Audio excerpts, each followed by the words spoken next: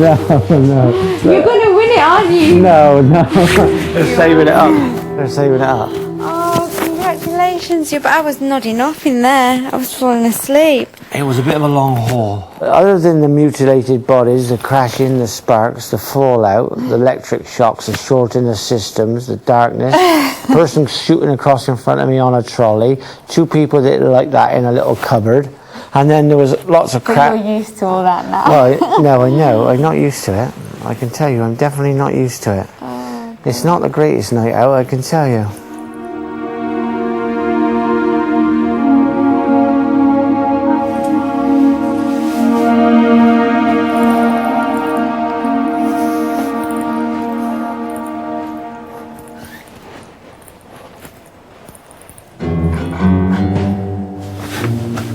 It's bedtime for the two remaining investigators. When they awake, it will be Judgment Day. So, will it be Mel or Andrew who successfully names the killer to collect the £25,000 reward? I'm thinking, well, I'm in the last two, and that's absolutely unbelievable, really. I've been really lucky. I just hope that I can sort of go that extra mile now and sort of catch the killer.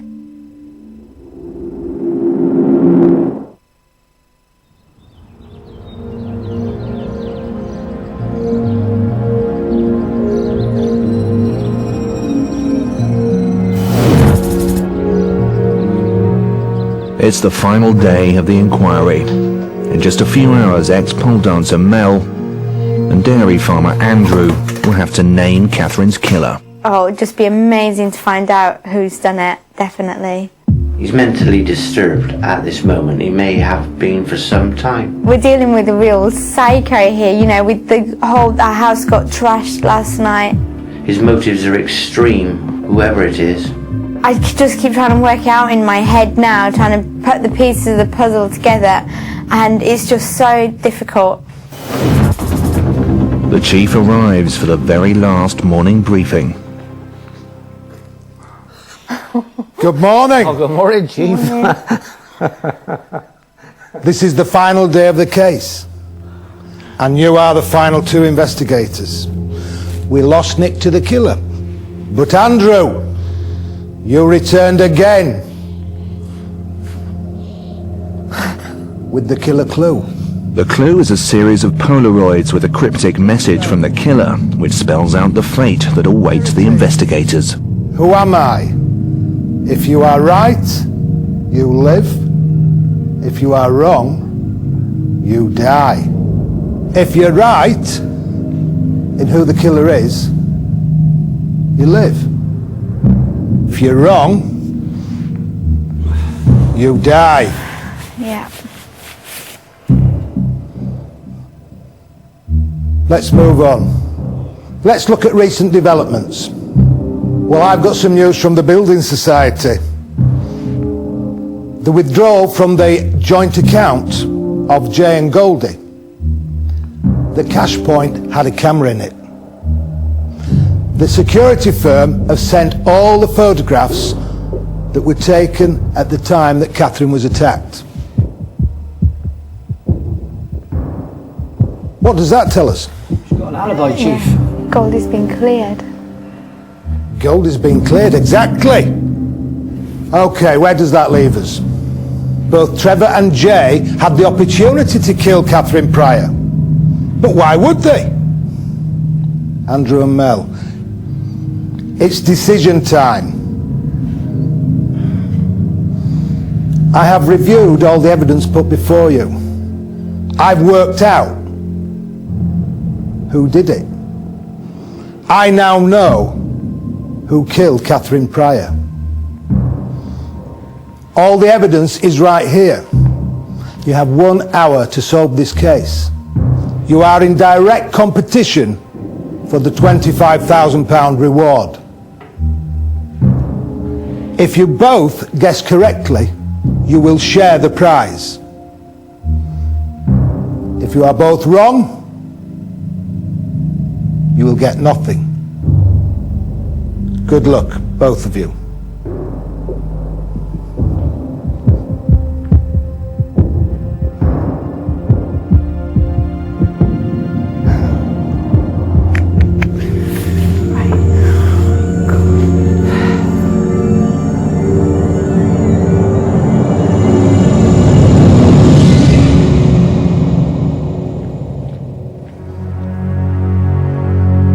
Andrew must now sift through all the evidence collected throughout the murder inquiry. In their possession are vital clues which can help them solve the case. These lie in the audio recorded on the killer's video. In the phone records for the 2 remaining suspects, and in an eyewitness statement. But the phone box, that was occupied. Guy in there with a brown check shirt. This evidence can help them name the killer, but who is the guilty suspect? Jay Wilmington or Trevor Dobie? DNA tests prove Trevor is the genetic father of Catherine's daughter Anya, but when the investigators told him, he seemed surprised. That your DNA actually matches that of Anya. Do you think he actually knew and all that was an act? It's very hard to tell, What but was your gut instinct on it? my gut instinct was that he didn't know. At the wake, the investigators found out Anya's father was threatening Catherine. It seems a bit of a coincidence that she was frightened of whoever the father was, and now she's been murdered. This is not true. Trevor denied it was him and pointed the finger elsewhere. Catherine told me that Jay is Anya's father. Because I didn't know that I was Anya's father. I had always thought it was Jay. It was Jay. Jay's mother, Jennifer, is having an affair with Trevor. At the same time, the investigators have discovered that Felicity Wilmington murdered Trevor's mother's baby. What do you think about Trevor's relationship with the Wilmingtons now? Maybe it's a fake friendship. If he's trying to get his revenge back on what the Wilmingtons have done to his family, it's a fake friendship. Furthermore, Jennifer has noticed a change in Trevor's behaviour. Something's not right.